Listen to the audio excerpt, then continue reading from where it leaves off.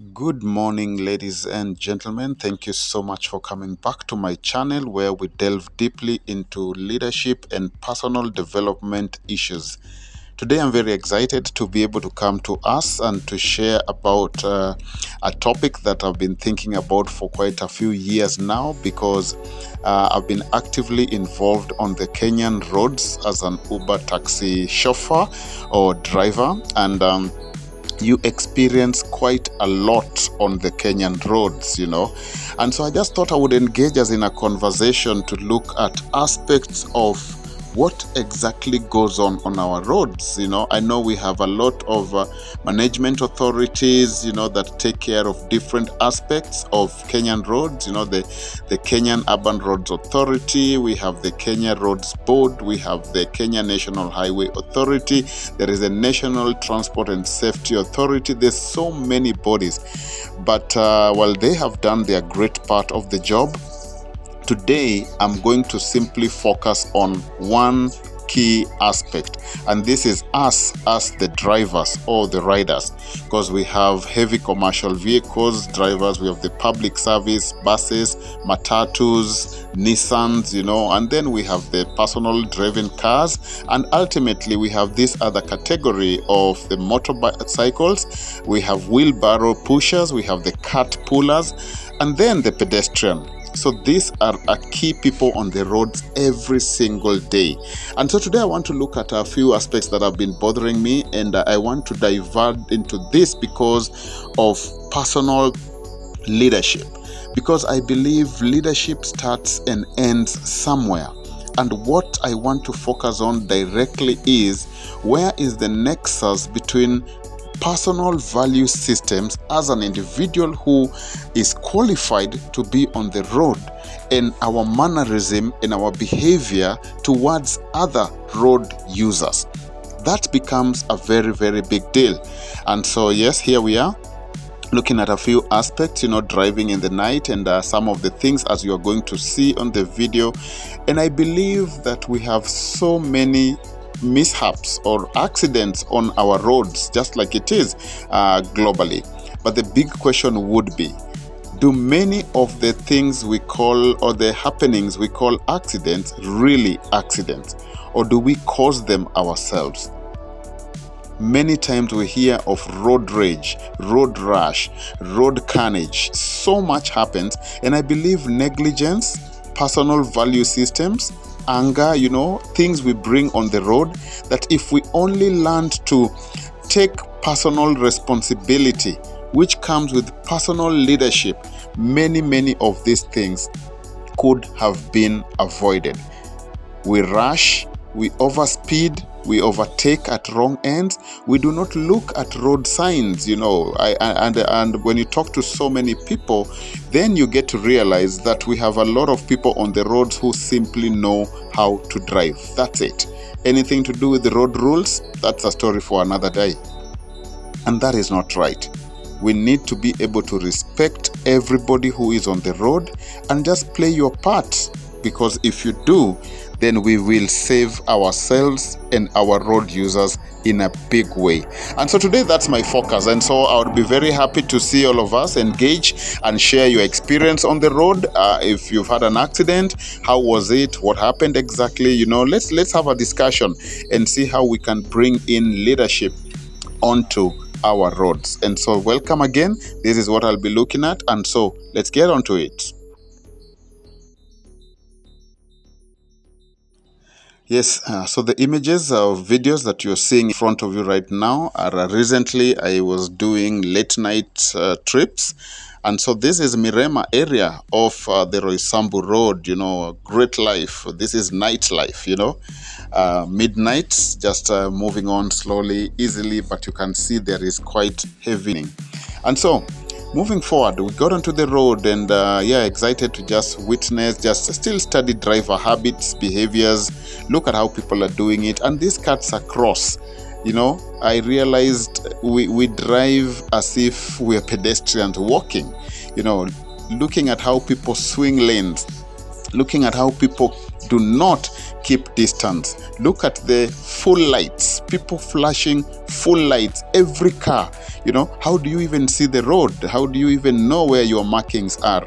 Notwithstanding the fact that some of our Kenyan roads are very, very poorly lit and poorly marked. Yeah, so this is midnight hitting on to Thika Road, getting down from the Garden City area and moving on to Allsops, and you'll be surprised at what you're about to see. So even at this point, just check it out and see. This is a road that you should be doing literally 110. It's a highway, and so here we are at midnight. You do not expect too many cars, but yeah, we're going. And so there we go. I'm part of it.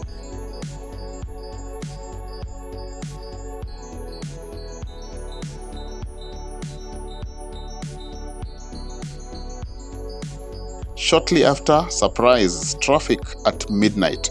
So what is happening? Look at this, ladies and gentlemen. I was surprised to see one car that had caused damage to close to 7 other cars. Looks like it was banging them as it tries to pass in between. So somebody must have been overspeeding terribly, or so the car had a mechanical issue or something that happened. There was no time to ask, but look at the amount of damage. Look at the magnitude of a mess that this car caused onto every other road user, and so it's quite sad. Some of the things that we look at, those are 2 cars already. This is another 2 cars. Look at what happened to them, and moving on ahead, there's way more at the front. Look at that. So this is something else along Imara Daima. A car rolled off, falling towards the highway. This is another Sunday morning, drunk driving, car into the ditch, So sometimes you're even left wondering whether it's the animals behaving like us or it is us behaving like the animals. You look at some of the things that we allow on our roads in the full glare of traffic policemen. Motorcycles are the biggest nightmare. Cat pullers, people going wrong direction, on a highway. It is a mess, When I was growing up, before I started driving, I used to know that heavy commercial vehicles keep to the left, depending on the road and the speeds. But look at some of the things that we allow to happen on our road. When did motorcycles begin carrying goods? And not just goods, but heavy stuff. You'd be so surprised. I saw one where a motorcycle was carrying a full sofa plus a woman on top of that sofa and getting onto the road. But nobody cares about this. So what do you think about the motorcycles? What role do they play in many of the so-called accidents that we have on our Nairobi roads? Because I feel the police literally have let them be. And motorcyclists behave as they want, ride as they want, go to any direction as they want, they turn off anytime they want, and this becomes a big deal. So when we are talking about road use, where does personal leadership, because I believe for you to be on the road, you must have gotten either a driving license, meaning you went to school and you qualified. If you are PSV, you've gotten your PSV badge, you've gotten your insurance, you've gotten your clearance from the police about good conduct. And so literally, you are a fully authorized road user as a driver, in your vehicle. So why then don't we take personal responsibility to respect every aspect of road usage? Many times you would find people literally competing. Everybody leaves their house or their destination to go to wherever they need to go. But then why do we appear to be fighting each other on the roads? You indicate to turn left, nobody wants to let you. Swinging lanes, somebody knows very clearly they are going to take the inner lane to turn to the roundabout, but they are still on the extreme left lane. Why didn't you start coming into your lane at the best opportunity and the best time for you to be able to manage? And even us as drivers, when you see somebody indicating to want to make a turn, what does it cost us to just let them be? Why do we block them? Why do we block turns? Why do we get to intersections where we need to hold it and we don't? Look at what is happening now. Recently, a tractor just broke down at around KQ headquarters. You know, this is along the Eastern Bypass going to join Cabanas and Mombasa Road. And I can tell you this is 6:30 a.m. in the morning. And within 10 minutes of the tractor breaking down, our drivers had formed close to 7 lanes at a place that we should only have dual. 2 lanes on one end, 2 lanes on the other. And so what were people doing? Every driver follows the driver ahead. Immediately people start diverting, everybody follows. Now, what these people are forgetting is that at some point, all these 7 lanes, look at that, they are all going to go back into their 2 lanes. What will the traffic policemen do? How will we manage to go back into 2 lanes when we have formed all these kind of lanes? Now, you look at this situation and you're wondering, couldn't we have been a little patient for the traffic policemen to work out whatever case could have been done up front? When we do this kind of a road nightmare, we even overwhelm the traffic police. We ourselves, from a situation that could have been managed within about 10 to 15 minutes, this ended up taking over 3 hours. Did people get to their offices on time? No. Did people who were going back home for meetings do it? No. Did we all arrive enraged, angry, tired? Yes. Just because of intolerance, impatience for everybody. And it was big cars, small cars, everybody. Look at what people are doing.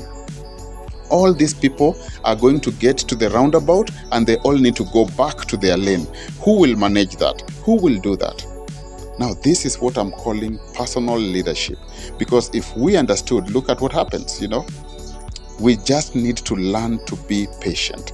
We just need to learn to keep distance. We just need to learn to respect road users and be patient and let everybody play their role in what they need to do.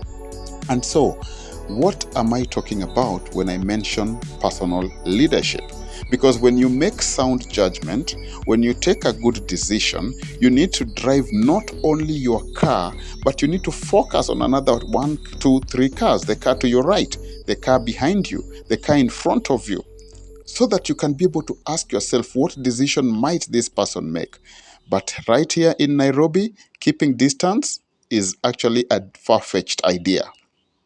You try keeping distance, people will hoot at you, people will flash lights at you, people will even come and cut you because they have no idea why you're keeping that distance. But then when we have a disaster, we all start going back and forth trying to sort out things.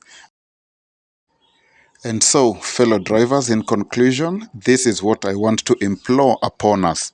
For us to all have a great driving experience, just take responsibility. Start by leading your own self.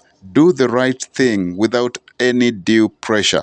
Do not blame anyone else. Do not let anyone else be the reason why you do not do the right thing.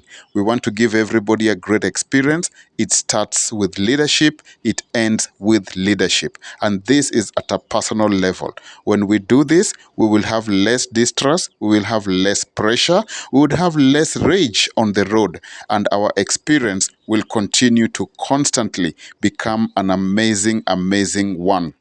This is all we have to do. Let's get all the road users safe. Start early, start safe, arrive safe. For that is the goal and objective of all of us being on the road. We want families to continue to thrive. We want everybody to continue to live.